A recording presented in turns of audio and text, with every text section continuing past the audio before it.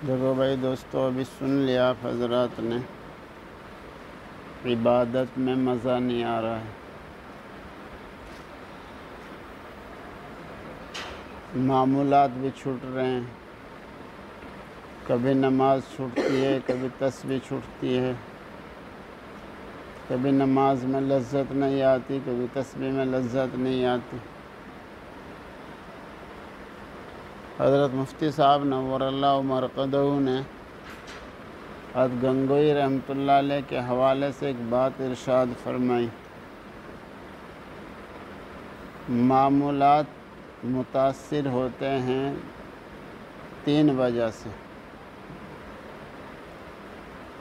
नमाज की जान निकल जाती है, तस्बीहात मुतासिर हो जाती है, तो इसकी 3 वजह हैं।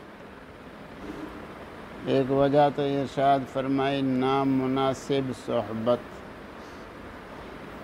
अब कहीं चिपटे बैठे हैं नेट को, आप गुज़र रहे थे, आप भी उनके पास बैठ गए।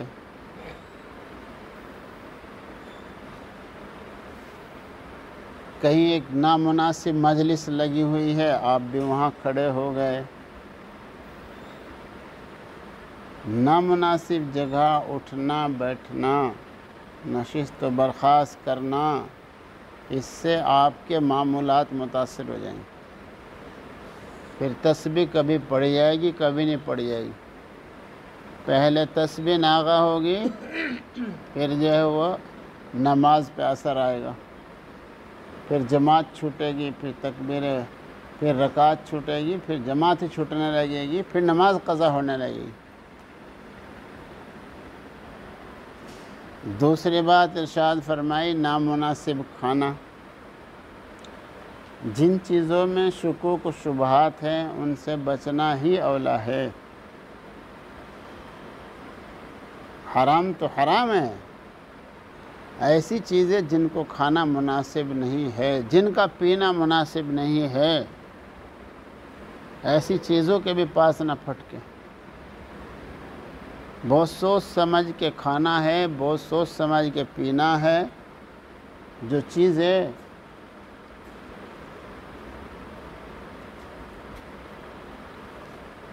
शक वाली हैं, बस उनके पास भी ना लगे।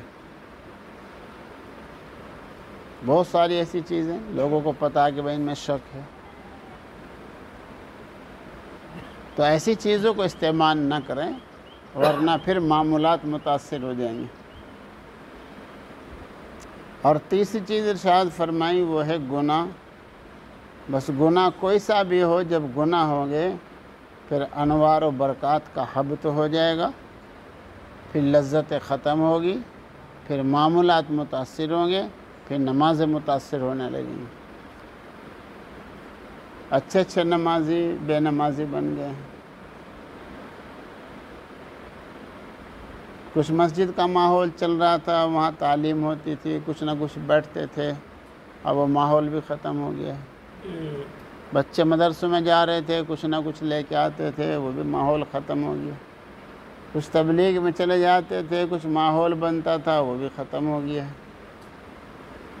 हर वक्त एक फ़िक्र होनी चाहिए, मगर बेफिक्री बढ़ रही है,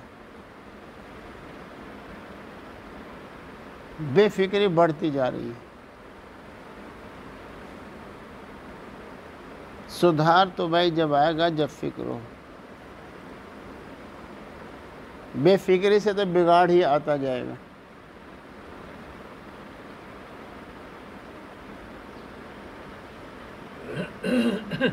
दिन में ज़रा अच्छी तरह आराम कर लो भाई, रात को उठ के रो लो, और तो कोई शक्ल नज़र नहीं आती है।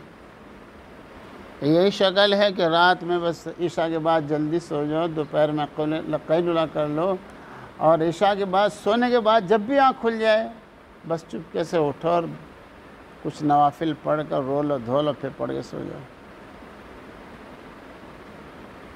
इसके अलावा भाई अब कोई शक्ल नज़र नहीं आ रही।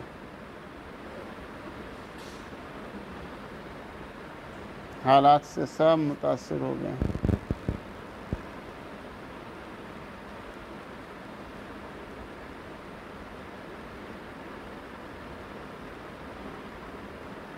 कल सहारनपुर जाना हुआ था, हज़रत नाजिम साहब फरमा रहे थे, खानका में जाता हूँ, लोग आके जम के बैठ जाते हैं तो फिर ख़तरा होता है।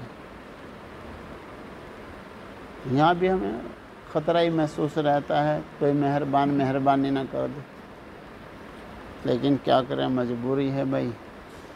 इसलिए सबसे दरख्वास्त करता रहता हूँ भाई, अल्लाह से दुआ करो, अल्लाह आफ़ियत रखे, अल्लाह आफ़ियत रखे।